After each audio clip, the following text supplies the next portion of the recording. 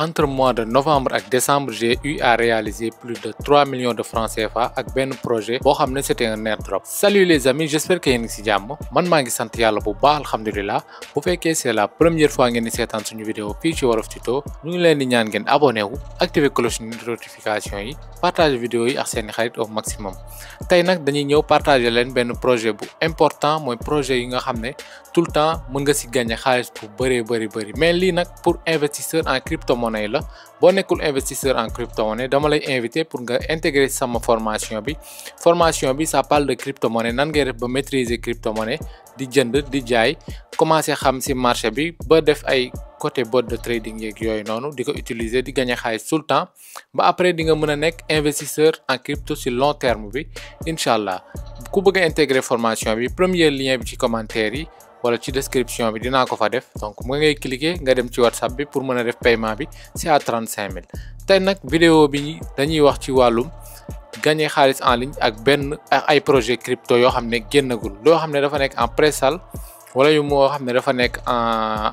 pré-listing moy yi nga xamné ken listé gu len donc moy nak bokoy dégg fekk comprendre ko je t'invite ngay sétane vidéo yu yagi bu fekkee comprendre ba dem ba comprendre nga dem def say propres recherches wala soit nga intégrer formation bi parce que da lay permettre nga gëna mëna comprendre ay projet crypto ba nga xamné di ci commencer gagner xaliss bu bari.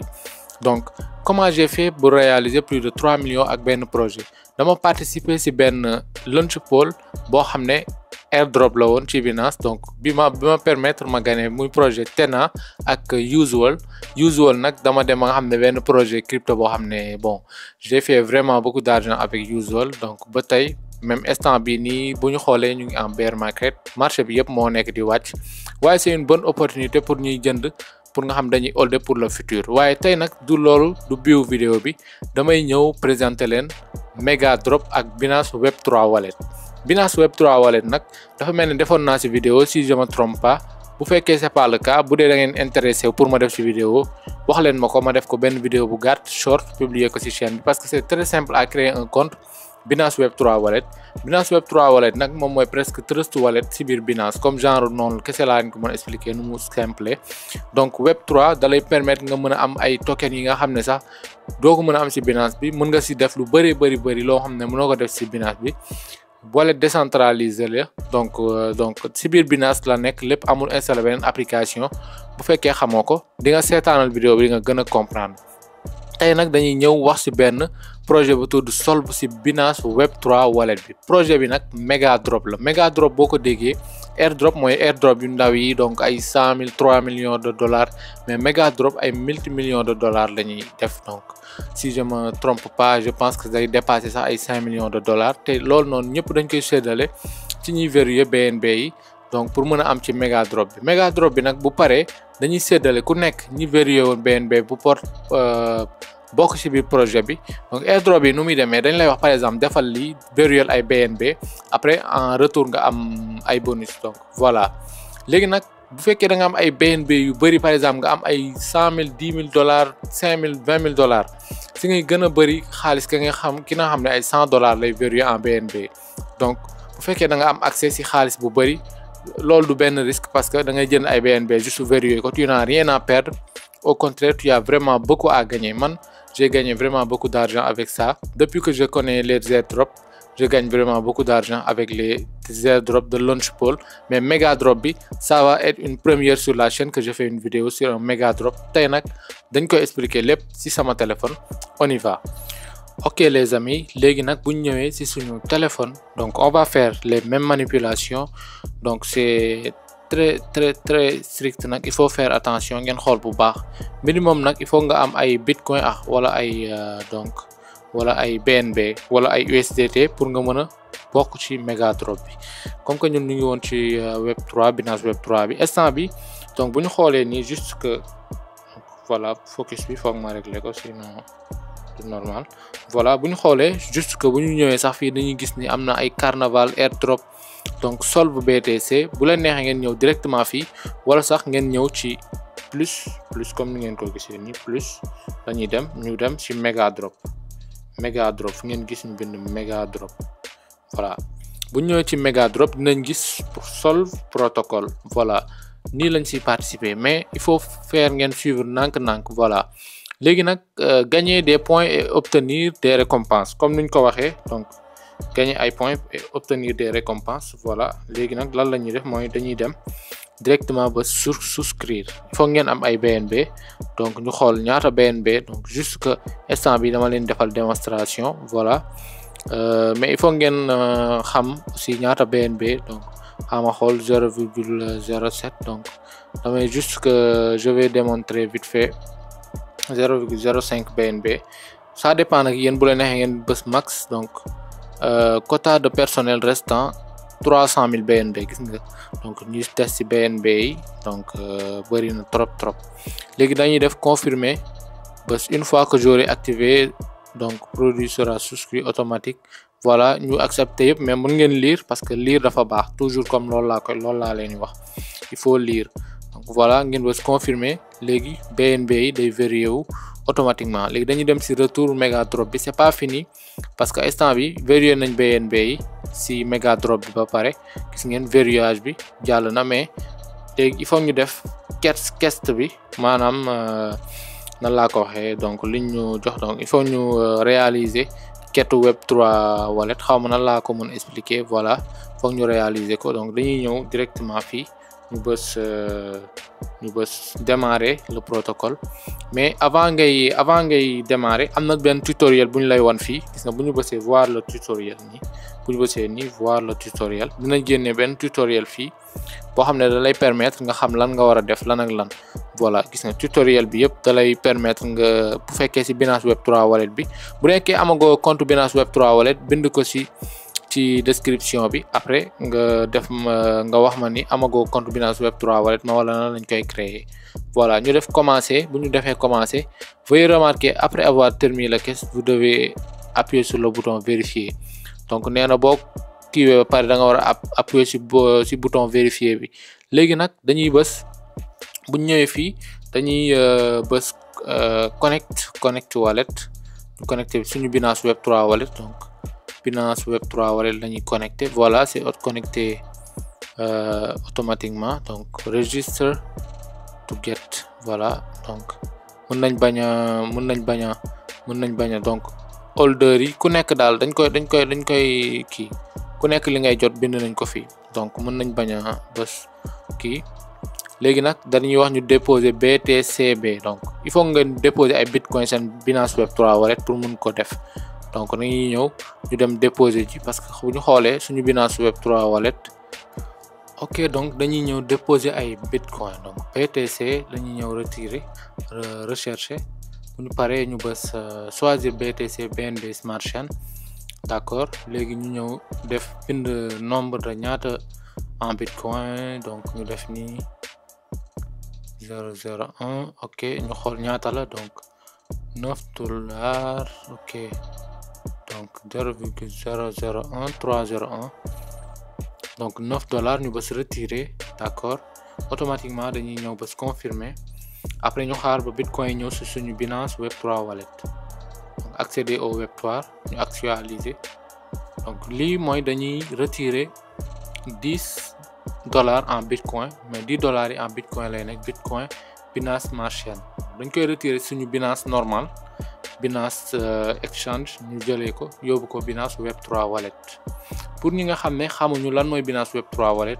mën ngeen ma demander directement lan mooy Binance Web3 wallet ci commentaire yi, comme ça ñu def ci vidéo. bu ñu demee suñu asset dañuy gis suñu bitcoin yi ñëw na. Léegi lan la ñuy def mooy dañuy dem directement bon ñu demaat ci airdrop bi, donc dañuy ñëw ci exchange, ci méga drop bi du moins, après ñu bës commencer, donc ok. bu ñu bësee commencer dañuy connecter suñu Binance Web3 wallet, mais bu fekkee connecté na ba pare c'est excellent. Bon ñu xaar mu actualiser suñu solde. Léegi nag dañuy ñëw bës max, ok ñu bës bon on va lire xool tutoriel bi ba pare, donc mën ngeen dem xooli waat tutoriel parce que c'est plus sûr. dinañu wax aussi minimum de dépôt et cetera ñaata la, donc voilà ñu xaar 0,04 ok. ok step deposit BTC d'accord donc ñu dem xool minimum de dépôt 0,12301 ok 0,12301 d'accord ñu dem xool yi donc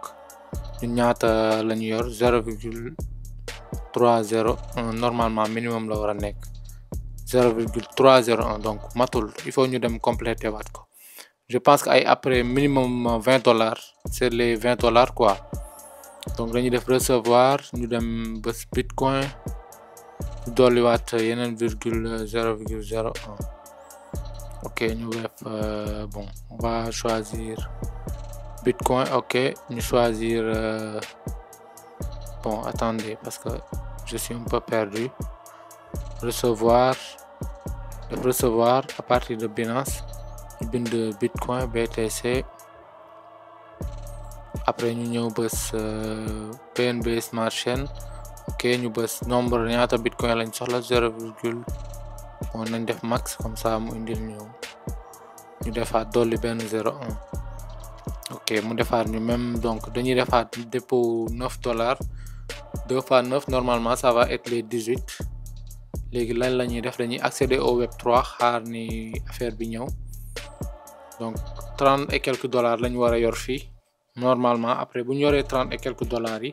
bu ñu paree dañuy mën a dem si demaat ci airdrop bi donc puisque minimum loolu lañ ñu laaj il faut faire que liñ la laaj minimum bi sinon affaire bi du jàll ñu demaat ci tutoriel bi entre temps que bitcoin di jóge ci Binance normal bi di ñëw ci Web3 wallet bi donc boo bësee connect ba affaire bi jàll ba ñu def max ba mu jàll donc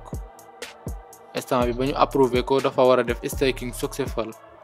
léegi ñu ñëw fii bës vérifier mu bës complète voilà nii la war a mel normalement complète léegi dañuy ñëwaat ci kii bi ci Binance Web3 wallet bi donc ñu actualiser ok c'est bon léegi dañuy ñëwaat ci Binance Exchange demaat ci Mega Drop ñu dem xooli Mega Drop ok bu ñu ñëwee ci Mega Drop bon léegi ñu def démarrer commencer bon gis ngeen xaaral ma wal leen balaa ñuy continuer donc boo bësee vérifier affaire bi du ñëw sànq donc bon ñu bës commencer léegi lan la ñuy def bu ñuy connecté suñu Binance Web3 wallet comme ni ma leen ko wanee sànq ñu def minimum 0,001 donc léegi donc 0,011 ok pour c'est le minimum donc on va faire donc 1 2 d'accord léegi ñu def deposit comme fële rek même chose lu mu ñu wan ci tutoriel bi buñ ko defee gis nga confirmer bi indil nañu ko ñu confirmer ko ak suñu empreinte wala suñu Face ID ñu xaar your deposit you are depositing ok léegi deposit successful 0, on va faire confirmer bon dépôt bi jàll na deposit successful voilà léegi on va voir les détails donc ñu demaat ci portfolio bi vérifier bon deposit successful léegi la def mais defal staking successful donc damay dem ma def my portfolio bu ñu xoolee bon j'ai $30 en dépôt solve BTC pending ok léegi dañuy dem xoolaat ñu vérifier def vérifier sinon bu jàllul donc voilà mission terminée donc jàll na donc c'est très facile ngeen bokk ci Mega Drop bi léegi afficher la caisse gis ngeen après bu Mega Drop bi jeexee peut-être dinaa defaat vidéo wan leen mais c'est très facile da ngeen di ñëw ci fii ngeen bës my portfolio mais ñoom automatiquement sax dañ leen koy envoyer ngeen bës withdraw bës max comme ni confirmer mu ñëwaat seen Binance Web3 wallet bu leen neexee ngeen envoyer waat ko seen Binance normal voilà nii la ñuy duggee ci Mega Drop bi c'est très facile et ça te permet de gagner vraiment beaucoup d'argent donc bi bëggoon naa ko def ci formation bi kese mais dama koy def pour ñëpp profiter aussi merci on se retrouve à la prochaine lu ngeen comprendre def leen ko ci vidéo bi ciao